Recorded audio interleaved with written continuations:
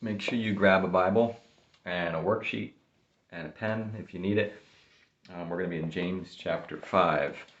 So we've been talking about in the book of James, James writes this letter to all of the believers that are also Jewish, and they're kind of scattered throughout. They're not just in Israel, they're not just in Jerusalem, but they're scattered throughout the nations.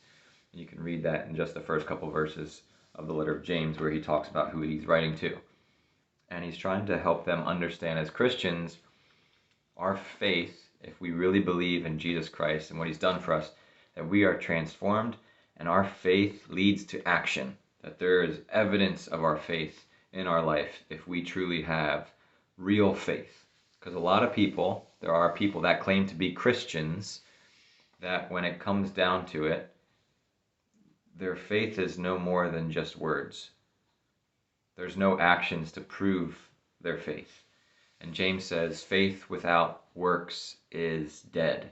It's not the works that saves us. It's not the works that gives us grace from God or salvation. But when we have received salvation from God, it changes everything about us, doesn't it?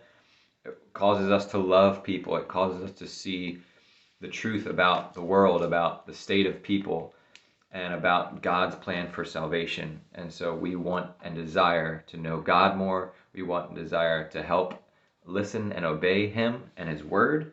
And so it changes everything about us. It changes the words that we say, the things that we do, and every way that we even spend our money. And that's what James is getting at in chapter 5. So in chapter 5, we see that James, you guys have already read it, James kind of focuses on people who are wealthy, and it's not just people who are rich that he's angry or upset about or warning, but he's talking about those who have been hoarding all of this luxury, all of this wealth, all these possessions for their own benefit. You see, people, we all have a responsibility before the Lord and to others, that God, everything that we have comes from him. And so for these people who have hoarded all this money, all this luxury, they could think and say, this all belongs to me because I've earned it. But honestly, all good things come from God, not from our own work, because it's God who enables us to work and to do things and to breathe and to live and to do all these things. And so ultimately everything comes from him.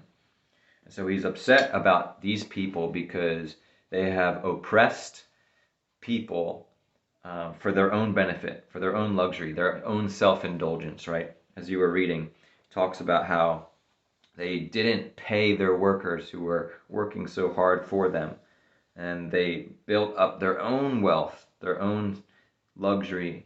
And it says in verse 5 that you have fattened yourselves in the day of slaughter. Now that kind of sounds pretty intense.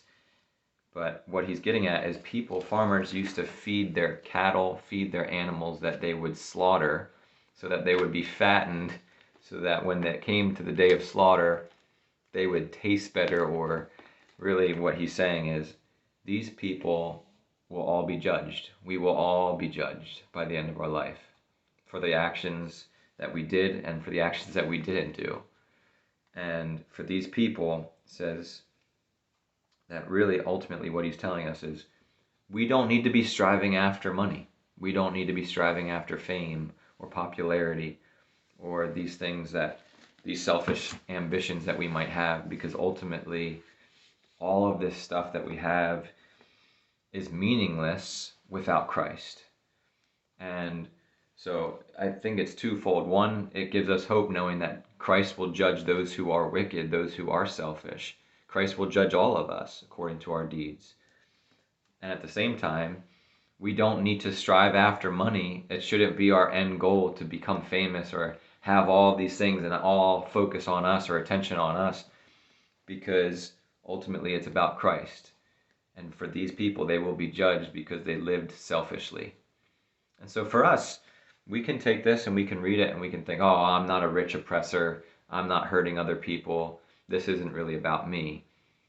But I think I want you to take a few minutes just in your small group to talk about, How do you see this lived out maybe in people that you see or notice when you think of people who live selfishly, people who have a lot of things or have a lot of money, and how you can see that their life reflects selfishness, that they're doing those things for their own benefit and not to benefit other people?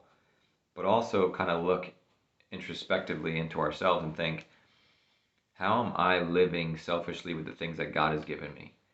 Because God has blessed us with a lot of things.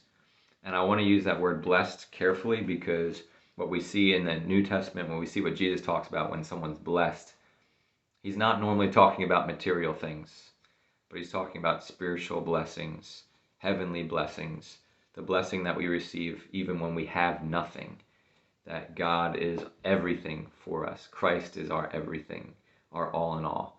And so we can be blessed. Everyone can be blessed through Christ and not through material things. But we're fortunate that we have a lot, but we also have a great responsibility. So can you think of ways that maybe we live selfishly, especially during this time? Christmas is coming soon. You know, you guys might be already constructing your Christmas list of things that you might want. But how can we think of Christmas in a way that's selfless and think of others before ourselves, the way that Christ thought of us before himself?